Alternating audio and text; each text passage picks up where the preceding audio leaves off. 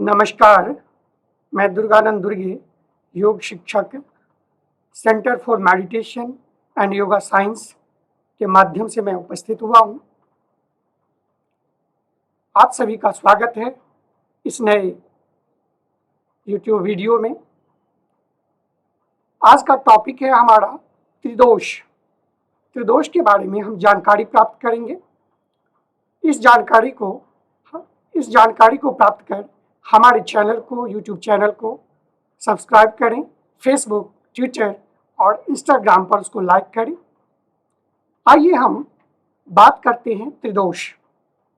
त्रिदोष की अवधारणा मुख्य रूप से आयुर्वेद के सिद्धांत में आती है। आयुर्वेद शास्त्र में आते हैं वात, पित्त और कफ, ये तीनों त्रिदोष कहलाता है। दोष क्या है, उसे दोष क्यों कहते हैं? अगर इस बात पर विचार करें तो जो धातु और मल को दूषित करता है वह दोष है। वात, पित्त और कफ ये तीनों धातु और मल को दूषित करता है, इसीलिए हम इसे त्रिदोष कहते हैं। वात, पित्त और कफ धातु भी है।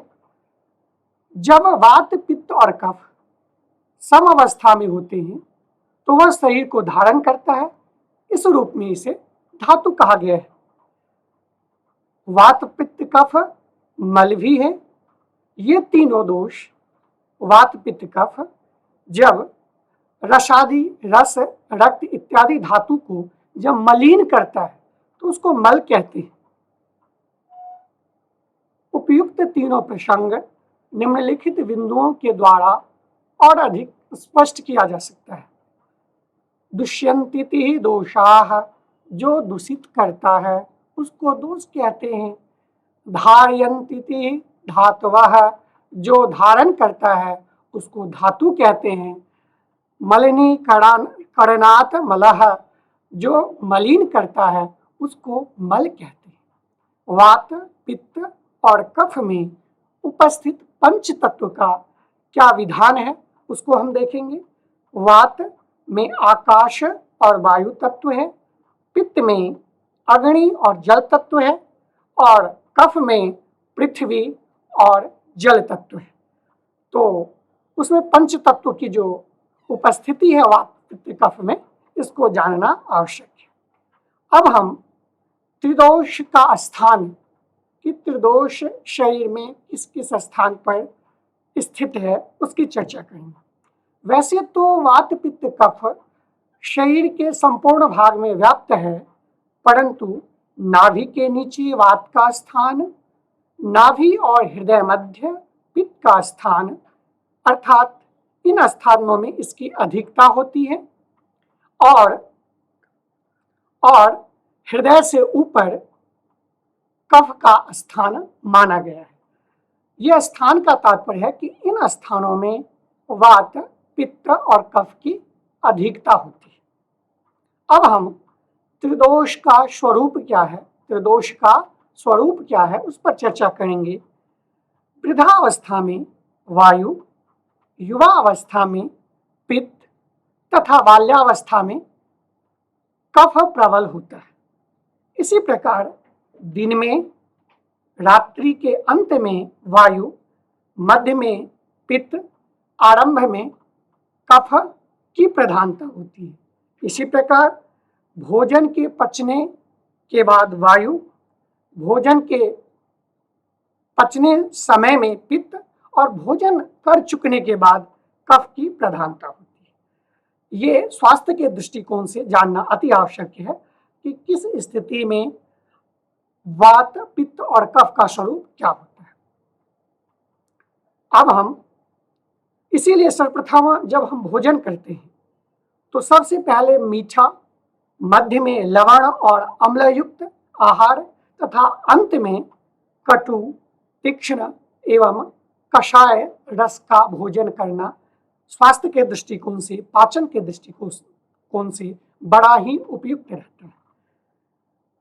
वैसे कहीं कहीं भोजन के अंत में पित्त का भी शमन करने के लिए हमें मीठे का प्रयोग बताया गया है, परंतु ये तब होता है कि जब आपको भोजन के बाद जलन आने लगे तो उस स्थिति में मीठा दूध का प्रयोग, यानी दूध में कोई मीठा चीज मिलाकर, शक्कर इत्यादि मिला के प्रयोग करें। तो इससे अगर भोजन के बाद आपकी पित्त बढ़ी हुई है, एसिडिटी जलन की स्थिति है, तो आपका ये शमन हो जाएगा। अब हम चर्चा करते हैं त्रिदोष वायु का स्वरूप। वायु के स्वरूप में सबसे पहले ये जानना है कि वायु रजगुण प्रधान होता है, रजोगुणी होता है वायु। वायु दोष कफ पित्त धातु और मलादि पदार्थों का नेता है। नेता का तात्पर्य क्या है कि जो एक स्थान से दूसरे स्थान तक पहुंचाने का काम करता है, ले जाने का काम करता है। इसीलिए वायु को नेता कहा गया। किसका? कफ पित्त का, धातु का। वायु में एक और उनके स्वरूप को चर्चा करते हुए शीघ्रकारी होता है, यानी शीघ्रता करने वाला। सूक्ष्म होता है, रुक्ष होता है, रुक्ष मतलब सूखा, शीतल होता है, हल्का होता है और चंचल होता है। अब वायु के प्रकार और स्थान और उसके कार्यों की वर्णन करें तो वायु के प्रथम वायु को 5 भागों में मुख्य रूप से मुख्य वायु को 5 भागों में बांटा गया। पहले है उदान वायु। उदान वायु का स्थान कंठ प्रदेश में है। व्यक्ति बोलने या गाना में प्रवृत्त होने के लिए उदान वायु सहायक है। जब ये वायु कुपित होता है तो स्कंध और कक्षा की संधि में रोग उत्पन्न होता है। दूसरा वायु है प्राण वायु, जिसका स्थान हृदय में है, जिसका काम है देह को धारण करने वाला, भोजन के समय अन्न को पेट के अंदर प्रवेश करवाना, यानी भोजन को पेट तक ले जाने का काम कौन करेगी? तो प्राणवायु। तथा प्राणों को आलम्बन देता है। आलम्बन देना मतलब उसको सहायता पहुंचाता है, उसकी रक्षा करती है। कुपित होने पर अगर प्राणवायु कुपित हो जाए तो हिचकी, दमा आदि रोग पैदा हो जाता है। कभी कभी आपको हिचकी लगती है, इसका मतलब है कि आपका प्राणवायु कुपित हो गया है।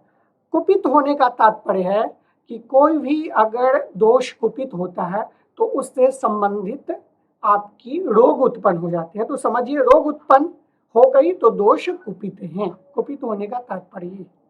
समान वायु अगला है। समान वायु का स्थान नाभि प्रदेश है, जो अमाशय और पक्वाशय में रहने वाला जठराग्नि के साथ मिलकर अन्न को पचाता है। अन्न से उत्पन्न हुए विशेष पदार्थों को अलग करता है। जब समान वायु कुपित होता है तब अग्नि मंद हो जाती है, अतिसार व गुल्म पैदा करता है।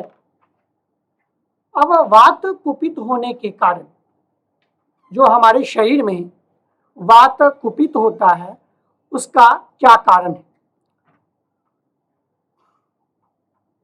जैसे मटर, चना, सोया, मूंग, अरहर, राशिम्बी, बनमूंग, कुसुम इत्यादि, ये जो आहार है उसके खाने से भी वात प्रबल होता है। अतः आहार में जिनको वात की प्रॉब्लम है ये सब आहार का सेवन ना करें। कटु, तिक्त व कसाय रसयुक्त पदार्थ का सेवन करने से वात कुपित होगा। वात जिनको कुपित है, वात से संबंधित रोग है शीतल, रुक्ष, लघु व अल्प भोजन, विषम भोजन, अधिक उपवास, भोजन के बाद पुनः भोजन करना, ये सब जो आदत है इस सब का ये हमारे वात को कुपित करने में सहायता करता था। इस सब को हम त्याग करें। अधिक परिश्रम, अधिक गर्मी, जल में तैरना, पेड़ से गिरना, अधिक पैदल चलना, ऊंचे स्थान से कूदना इत्यादि वात को कुपित करती है। धातु क्षीणता, रात्रि जागरण, अधिक मैथुन, वेग रोकने से भी, अधोवायु इत्यादि को रोकने से भी वात कुपित होता है। अत्यधिक वमन व विरेचन से रस का अधिक स्राव होता है। मांस की कमी से भी वात कुपित होता है। चिंता, शोक, भय, शिशिर ऋतु में दिन रात्रि के अंतिम प्रहर में पूर्व दिशा की वायु का सेवन करने से, पूर्व से जो हवा चलती है उसका अधिक सेवन करने से अधिक बर्फ पड़ना, जहाँ शीतलता अधिक हो, इन सब स्थितियों में, इन सब विहार में वात कुपित होंगे आपको। अब हम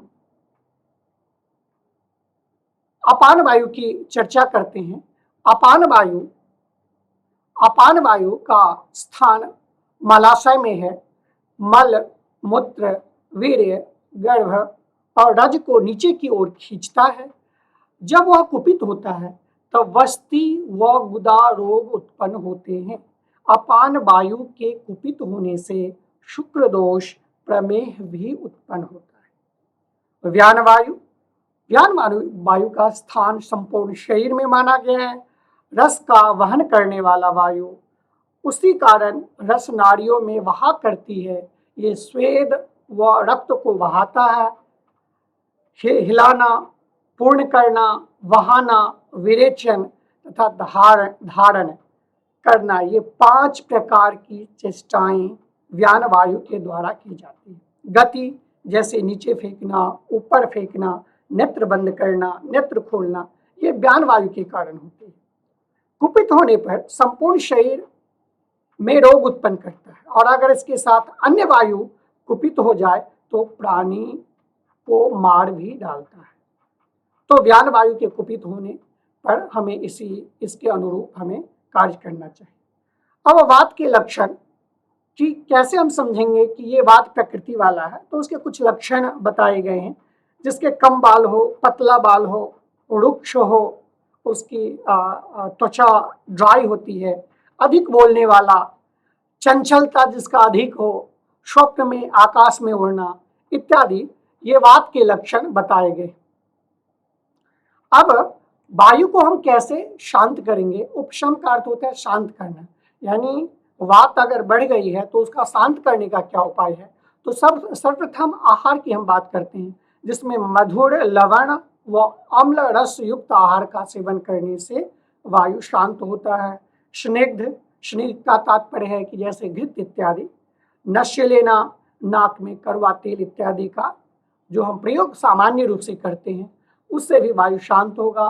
उष्ण पदार्थ का सेवन से निद्रा, प्रॉपर नींद लेना, और भारी द्रव्य का प्रयोग, भोजन में थोड़ा सा भारी आहार, बहुत हल्का आहार नहीं, थोड़ा सा हल्का सा, तो इस तरह सबसे वायु का शांत होता है। सूर्य की किरणें, वस्ती कर्म, जिसको आजकल एनिमा का स्वरूप दे दिया गया है, उसी को वस्ती कर्म, योग में वस्ती उसको कहा गया है। स्वेदन, शरीर से पसीना निकालना, शरीर का मर्दन, घी तेल की मालिश, संतर्पण, इसके सेवन से वात शांत होता है। पित्त का स्वरूप उष्ण, द्रव्य, पतला। अब पित्त के बारे में हम चर्चा करते हैं, तो पित्त का स्वरूप सर्वप्रथम हम जान लें। पित्त उष्ण होता है, द्रव्य के रूप में होगा पीला, नीला, सर का अर्थ होता है दस्त करने वाला, कटु, लघु, स्निग्ध, तीक्ष्ण और पाक होने पर खट्टा होता है। अब पित्त का प्रकार व स्थान के बारे में हम बात करेंगे। पहला आता है पाचक पित्त। पित्त के प्रकार में पहले पित्त हैं पाचक पित्त। आमाशय व पक्वाशय के मध्य में स्थित तथा अग्नाशय में स्थित है। भोज्य, भक्ष्य, चर्व्य, लेह, चुष्य और पेय, इन 6 प्रकार के खाए हुए आहार को पचाता है। कौन? पाचक पित्त। अग्नियों के बल को बढ़ाने वाला, जो हमारे डाइजेस्टिव फायर है, जठराग्नि है, उसके बल को कौन बढ़ाता है? पाचक पित्त। दूसरा होता है भ्राजक पित्त। भ्राजक पित्त कहाँ होता है? त्वचा में स्थित है, शरीर में कांति पैदा करता है तथा लेप व अभ्यंग को पचाता है। हम जब मालिश करते हैं तेल का या उबटन का, तो उस उबटन या तेल को सोखने का काम हमारा भ्राजक पित्त करता है। पचाना मतलब डाइजेस्ट करना, अवशोषित करना, वो भ्राजक पित्त करता है। और कहाँ स्थित है? वो त्वचा में। अब है रंजक पित्त। रंजक पित्त यकृत में स्थित है। पित्त रस को रक्त में परिवर्तन करता है। पित्त रस जो है उसको रक्त में परिवर्तन करने का काम रंजक पित्त करती है। चौथा है आलोचक पित्त, नेत्र में स्थित होता है, रूप का ग्रहण करता है, अर्थात जो भी हम देखते हैं उस देखने में सहयोगी कौन है? आलोचक पित्त। कौन सहयोगी है? आलोचक पित्त। इसके बाद साधक पित्त। साधक पित्त का स्थान हृदय में स्थित होता है। उसका काम है बुद्धि, धृति और स्मृति को उत्पन्न करता है और इस तरह से हमारे पित्त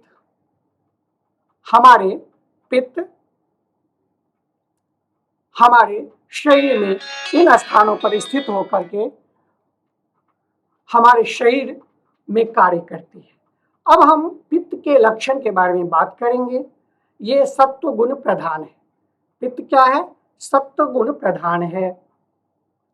जैसे असमय, बाल पक जाना, बुद्धिमान, अधिक पसीना आना, थोड़े बातों से अधिक पसीना आना, स्वप्न में सूर्य, चंद्र, तारे यानी नक्षत्र, ग्रह इत्यादि के बारे में अगर स्वप्न दिखाई देता है तो आप समझिए कि ये पित्त का लक्षण है। अब पित्त कुपित क्यों होता है? कुपित मतलब कि पित्त के खराबी से रोग क्यों होता है? पित्त डिस्टर्ब क्यों होता है? कुपित का दूसरे शब्दों में कहते हैं कुपित होना, डिस्टर्ब होना। तो कुपित क्यों होता है? कटु, अम्ल और लवण रस युक्त आहार के सेवन, उष्ण, विदाही जो दाह करने वाला है, और तीक्ष्ण पदार्थों के सेवन से पित्त कुपित होता है। क्रोध, उपवास, धूप, प्यास तथा भूख के रोकने से।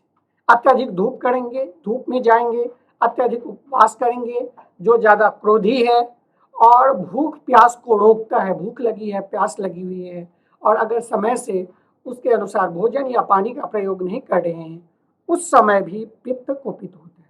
अत्यधिक व्यायाम और मद्य के सेवन से भी पित्त कुपित होता है। भोजन किए अन्न के पचने समय में, जब भोजन का डाइजेशन होता रहता है वहां पर पित्त प्रधान होता है। जब पचता है तो उस समय में भी अगर पित्त प्रॉपर यदि पचाने वाला जो रस है वो प्रॉपर नहीं निकलता है, या भोजन बहुत ज्यादा भारी होता है, या हमारी अग्नि मंद होती है, किसी भी कारण उस समय में पित्त को कुपित होने का समय माना जाता है, कुपित हो सकता है। शरद व ग्रीष्म ऋतु में दोपहर में तथा अर्धरात्रि में पित्त कुपित होने का समय माना गया। और पित्त को शांत कैसे किया जाए? पित्त अगर कुपित हो गया तो उसको शांति का क्या उपाय है? सर्वप्रथम तिक्त, मधुर, कषाय रस युक्त पदार्थ का सेवन, शीतल पदार्थ, शीतल वायु, चांदनी, रात्रि का सेवन, पृथ्वी के अंदर बने हुए गुह गुफाओं, बने हुए जो घर हैं उसमें अगर फुहारे इत्यादि का व्यवस्था हो, उस घर में यदि निवास करते हो, शयन करते हो, तो उससे भी पित्त का शमन होता है। तात्पर्य है कि जहाँ ठंडा हो, ठंडक हो, तो वहां पर यदि आप रहते हो, निवास करते हो, शयन करते हो, तो पित्त शमन होता है। कमल, घी, दूध, विरेचन लेना, जल सेचन करना, ये सब जो विहार हैं इससे भी पित्त शमन होता है। जब रक्त में पित्त की मात्रा बढ़ जाती है, रक्त दूषित हो जाता है, तो रक्त को शरीर से बाहर निकाला जाता है। रुधिर निकालना या रक्त मोक्षण जिसको कहते हैं, इसके करने से, शीतल लेप लगाने से, शीतल पान, आहार विहार तथा औषध पित्त को शांत करने में सहायक है। अब हम कफ के स्वरूप पर विचार करेंगे। ये तमोगुण प्रधान है। कफ क्या है? तमोगुण प्रधान है। श्वेत, गुरु, स्निग्ध, शीतल, स्वादु, विगंध होने से लवण रस युक्त यानी नमकीन हो जाता है। कफ के प्रथम प्रकार में क्लेदक कफ आता है। उसका स्थान आमाशय है। क्लेदक कफ कहाँ होता है? अमाशय में क्लेदक नामक कफ खाए अन्न को क्लेद युक्त यानी गीला करता है, जिसमें इकट्ठा अन्न अलग अलग हो जाता है, जिससे जो इकट्ठा हुआ अन्न होता है वो अलग अलग हो जाता है। इसके बाद स्नेह क्लेदक कफ कहाँ है? अमाशय में। वो खाए हुए अन्न को गीला करके अलग अलग करता है। स्नेह कफ कहाँ है? मस्तिष्क में। उसका काम है इसे रसने नामक इंद्रियों को तृप्त करता है। रसना नामक जो इंद्रिया उसको तृप्त करता है और स्नेह युक्त बनाए रखता है। स्नेहक जो कफ है उसका काम है स्नेह को बनाए रखना। इसके बाद तीसरा है बोधक, जो कंठ प्रदेश में होता है। इसी में एक कफ, इसे रसक कफ भी कहते हैं। जो बोधक कफ है इसको रसक कफ भी कहते हैं। रसन बोधक कफ, इसको रसन कफ भी कहते हैं, रसन कफ या बोधक कफ। और रसक नामक कफ यानी कि बोधक कफ और रसक कफ। बोधक कफ को क्या कहते हैं? रसन कफ भी। तो रसन और रसक दोनों कफ मिलके सौम्य गुण युक्त, ये दोनों सौम्य गुण युक्त होते हैं, रसन और रसक। और दोनों का स्थान कहाँ है? दोनों का स्थान पास पास में होता है, और पास पास में होने के कारण वह दोनों क्या करती है कि दोनों हमारी शक्ति का संचार करता है, समान भाव से हमारे शक्ति का संचार करता है। अब है वो कंठ प्रदेश के आसपास होता है, वो कंठ प्रदेश में होता है बोधक कफ। और वहाँ पर बोधक कफ के साथ साथ एक कफ होता है जिसको हमने कहा कि रसक कफ। तो बोधक कफ और रसक कफ वो दोनों हमारे कंठ प्रदेश की स्थिति को बेहतर बनाता है। इसके बाद आलंबक जो हृदय में होता है, आलंबक नामक कफ रस से युक्त होकर अपने सामर्थ्य से हृदय का आलंबन करता है और सिर और दोनों भुजाओं की संधि को भली प्रकार जोड़कर रखता है। इसके बाद श्लेष्मक संधियों में स्थित होता है। संपूर्ण संधियों में जो स्थित होता है उस कफ का नाम है श्लेष्मक कफ। अब कफ के लक्षण के बारे में हम बात करेंगे। गंभीर बुद्धि, स्थूल शरीर वाला, चिकने केश वाला, शक्तिशाली, स्वप्न में जलाशय देखता है, तो समझिए ये कफ लक्षण वाले व्यक्ति हैं। कफ कुपित होने के कारण लवण, मधुर, अम्ल रस युक्त आहार के सेवन से कफ कुपित होता है। गुरु, भारी, स्निग्ध पदार्थ, अत्यधिक घृत, तेल इत्यादि के सेवन से भी कफ कुपित होता है। इसके अलावा उड़द, तिल, दही, दिन में सोना, सर्दी लगना, घी का अधिक मात्रा सेवन करना, दिन व रात्रि का पहला भाग यानी 6 से 10 बजे तक भोजन करने के उपरांत का समय एवं बसंत ऋतु, ये जो समय है 6 से 10 का समय और भोजन करने के उपरांत का बाद, भोजन करने के बाद का समय और बसंत ऋतु, इन दिनों इन स्थितियों में कफ अधिक कुपित होता है, यानी कफ बढ़ा हुआ होता है। इसमें अगर कुछ डिस्टर्बेंस आ जाए तो कुपित हो जाएगा, खराब हो जाएगा और उससे संबंधित रोग उत्पन्न हो सकते हैं। कफ उपशम का उपाय क्या है? कफ शांत कैसे होते हैं? इसके लिए पहले भोजन में कषाय, तिक्त व कटु रस का प्रयोग करना चाहिए। रुक्ष तथा क्षारयुक्त पदार्थों का सेवन करना चाहिए। व्यायाम, धूम्रपान, धूम्रपान आयुर्वेदिक रीति से जो हम सिगरेट और फिर बीड़ी का प्रयोग करते हैं, ये वाले धूम्रपान आयुर्वेद में नहीं बताए गए। औषधि युक्त धूम्रपान करने से बहुत सारे रोगों का शमन होता है। आयुर्वेद में धूम्रपान की वो विधि बताई गई जिसमें औषधि युक्त धूम्रपान का चलन था।